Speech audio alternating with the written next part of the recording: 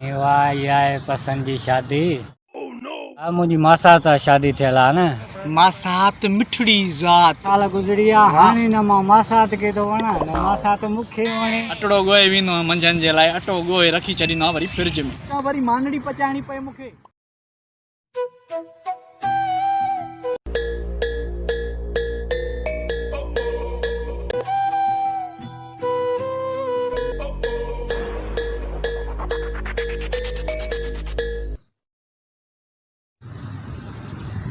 वाह साईं वाह इहा आहे पसंद जी शादी। अञा ताईं घोटु पियो लॻे। असांखे ॾिस तूं छो परेशानी भा। अदा मुंहिंजी मासा सां शादी थियल आहे न परेशान तॾहिं आहियां। दा तूं वॾो ख़ुशि नसीब आहे। नंढे लाइ चवंदा हुया मासात मिठड़ी ज़ात कुकड़ो कोह त खाऊं राति। वॾी ख़ुशी थींदी जॾहिं नंढड़े लाइ मिसाल ॿुधंदा हुआसीं। नंढे लाइ असांखे अठानी मिलंदी त ख़ुशि थींदा हुआसीं। हाणे अठानीअ मां गुज़ारो थींदो। हाणे मसालो छा आहे। दा मसइलो इहो आहे जो शादीअ जो मसइलो थियो। अम्मा ऐं बाबे जो थियो मुक़ाबिलो। अम्मा खे पंहिंजी भेण सां ॻंढिणो हो बाबे खे पंहिंजे भाउ सां ॻंढिणो हो। सो उन में अम्मा खटे वई। अम्मा खटे वई त मुंहिंजी थी वई शादी। सही आहे। पोइ थियो साईं मुंहिंजी शादीअ खे 7 साल गुज़री विया हाणे न मां मासात खे थो वणा न मासात मूंखे वणे। छो भला। त जेॾी महिल घर थो वञा न ओॾी महिल मासात मूंखे खुटल सौदे सां बहाने सां ॿाहिरि थी कढे। वरी घर अचां थो त वरी को ॿारु रोए थो वरी चए थी हिन ॿार खे पचा।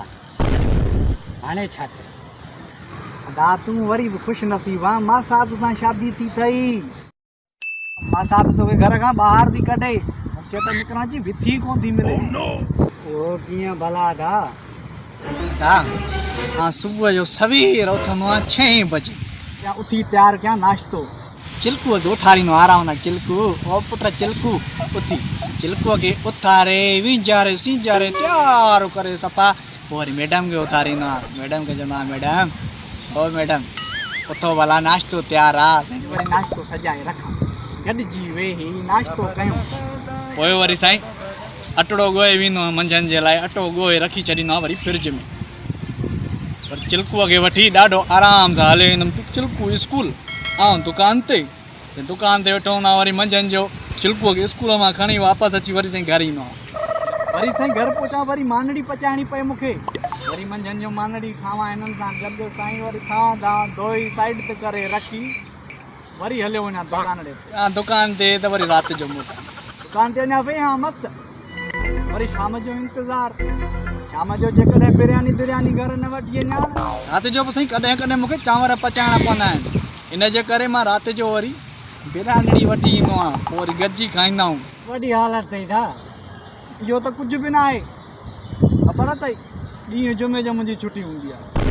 ख़ुशि नसीबी जुमे जो ॾींहुं वरी मुंहिंजी छुटी कहिड़ी आहे। जुमे ॾींहुं कपिड़ा बि धोइणा पवंदा आहिनि कपिड़ा इस्त्री बि करणा पवंदा आहिनि। ज़ाल चिल्कूअ खे वठी वरी ॿाहिरि वञा उहा खे मां कच्छ में कयूं तव्हां ज़ाल पर्स कयूं घुमंदी पोयां उहा अॻियां इहा मुंहिंजी शादी आहे। वारी हालत अथई दा। शादी में शादी थी शादी